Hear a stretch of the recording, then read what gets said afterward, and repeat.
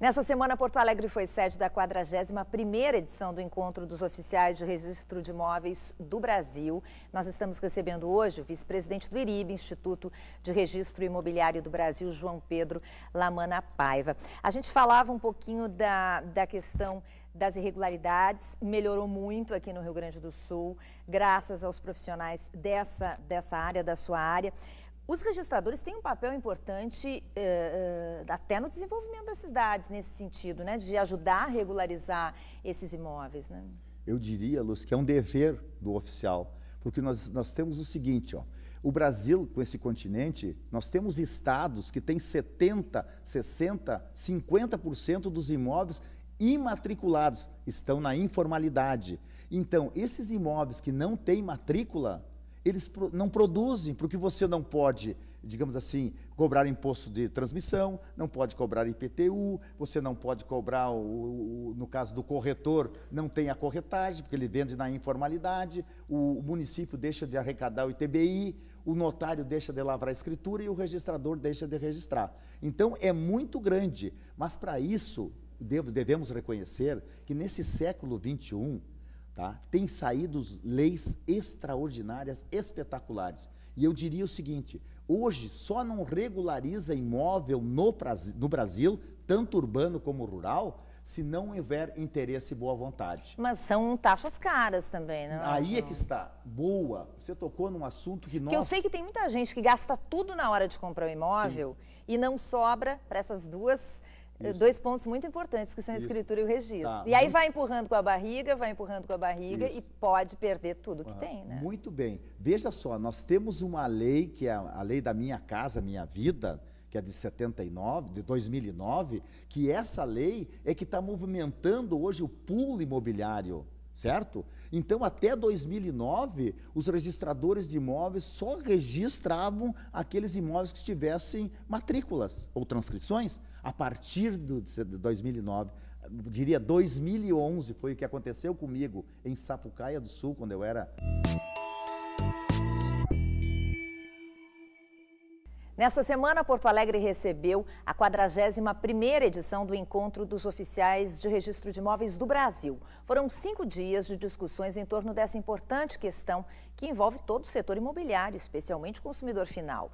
Para vocês terem uma ideia, cerca de 30% dos imóveis brasileiros possuem algum tipo de irregularidade. Para nos falar sobre isso, eu recebo hoje aqui no Imóvel Class TV o vice-presidente do IRIB, Instituto de Registro Imobiliário do Brasil, João Pedro Lamana Paiva. Tudo bem? Seja bem-vindo. Muito obrigado pela gentileza. Estamos aqui para conversar sobre esse grande evento que aconteceu durante essa semana, onde mais de 400 participantes estiveram em Porto Alegre para prestigiar e também aprender e discutir sobre a matéria de registro de imóveis. O Instituto de Registro de Imóveis, que está completando 40 anos. Eu queria que tu contasse como é que é o trabalho do Instituto, quantos profissionais são ligados a ele. Pois o Instituto de Registro Imobiliário do Brasil, ele foi fundado em 1974, por um grupo de registradores, inclusive tínhamos 2 registradores aqui do Rio Grande do Sul, e mais de São Paulo, outros lá da Paraíba, do Recife, Salvador, etc. E tal. E essas pessoas fundaram esse instituto a nível nacional, para ter muito mais força nas suas reivindicações. Mas o sistema registral imobiliário, naquela época, nós estávamos com uma lei nova sobre a Lei 6.015, que criou o sistema de matrícula do imóvel, que é a biografia do imóvel hoje, então precisava alcançar todo o Brasil, certo? E como se sabe, esse país é um continente, 8.300.000 quilômetros quadrados de área, cerca de 5.700 municípios, com 27 estados, contando o Distrito Federal. Então, nós precisávamos alcançar. E aí, essas pessoas abnegadas, desde aquela época, foi levando o Instituto de Registro Imobiliário, que tem um alcance nacional. Nós temos mais de 3.500 registradores imobiliários no país, que desempenha suas atividades nesses 5.700 municípios. Qual é a atividade do registrador de imóveis? Por que é uma atividade tão importante? Ela é muito importante porque no Brasil, para você se tornar proprietária de um imóvel, você tem que ter o binômio título e modo. O que é o título? O título é a escritura, o título pode ser uma partilha, o título pode ser um instrumento particular permitido em lei.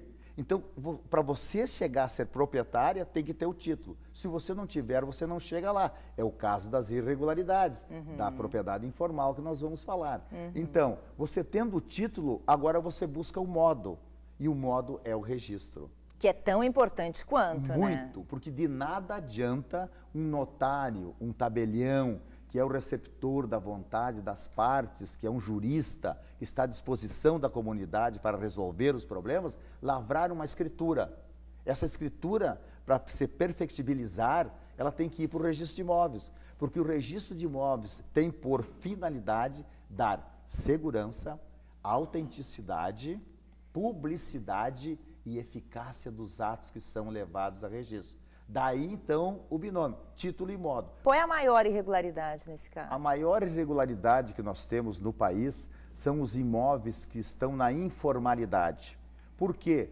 Isso começou a partir dos anos 60, quando o Brasil começou a despertar, houve o êxodo rural, veja bem, as pessoas, nós tínhamos naquela época em torno de 70% a 80% no campo e 30%, 40%, 60%, 70% na cidade. E o que houve com o êxodo rural? O êxodo, as pessoas saíram dos seus municípios, seus distritos e vieram se cercando das maiores cidades, como o caso da Grande Porto Alegre. Então, com isso, eu tenho a impressão que pela época, Lúcia, não tinha digamos assim, uma perspectiva de ter esse número de pessoas e também não tinha uma programação para controlar esse pessoal. Então, o que aconteceu? As cidades, veja bem, cresceram desordenadamente, certo? E com esse crescimento, então, vieram as informalidades, entre elas a informalidade de um imóvel.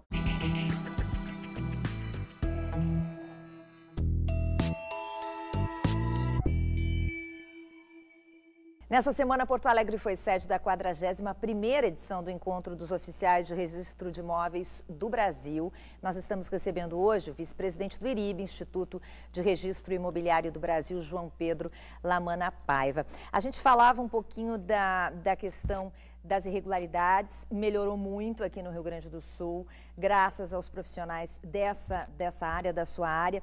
Os registradores têm um papel importante até no desenvolvimento das cidades, nesse sentido, né? De ajudar a regularizar esses imóveis, né?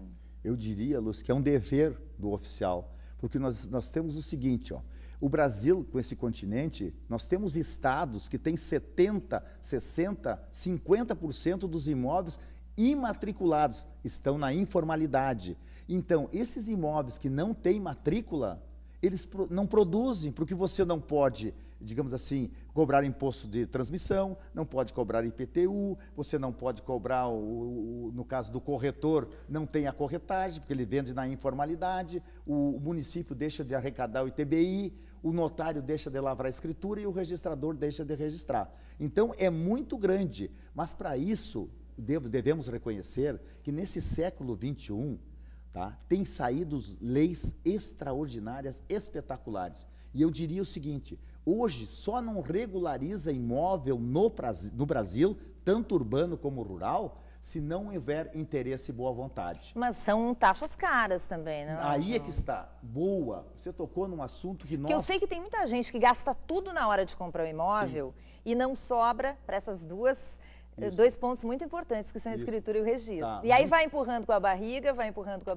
e pode perder tudo que tem, né? Muito bem. Veja só, nós temos uma lei, que é a lei da Minha Casa Minha Vida, que é de 2009, que essa lei é que está movimentando hoje o pool imobiliário, certo? Então, até 2009, os registradores de imóveis só registravam aqueles imóveis que tivessem matrículas ou transcrições. A partir de 2009, diria 2011, foi o que aconteceu comigo em Sapucaia do Sul, quando eu era registrador de lá, certo? O registro de imóveis teve um upgrade em virtude das regularizações, porque todos querem regularizar agora para botar no mercado e entregar uma casa digna para aquele morador, aquela pessoa que precisa de ter uma residência, de ter uma vida digna. Então, diante disso, lhe digo, a regularização fundiária por interesse social, é gratuita, desde o auto de demarcação até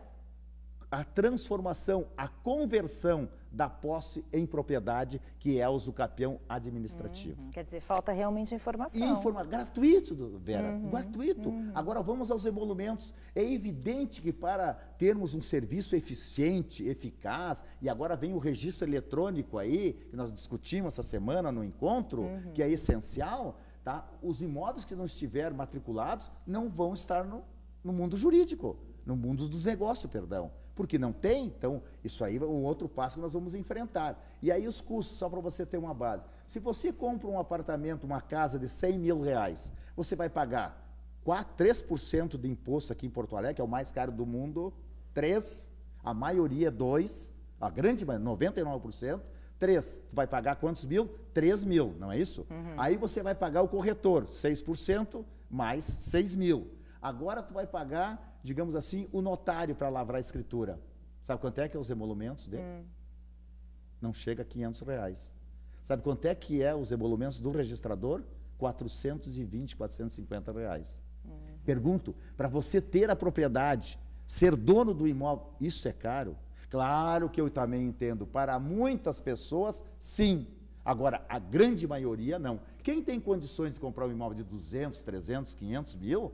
Isso não dá 1% do valor. Precisa se programar e ter a informação. Programar, né? E divulgar. Isso que a Bandeirantes está fazendo agora, tá? Num sentido muito até humanitário, de nós podermos expressar a atividade que nós exercemos, porque a comunidade não sabe quem somos e o que fazemos. Vice-presidente, muito obrigada pela sua participação aqui com a gente, esclareceu muitas coisas. Obrigado também pela essa gentileza e o convite que nos foi formulado.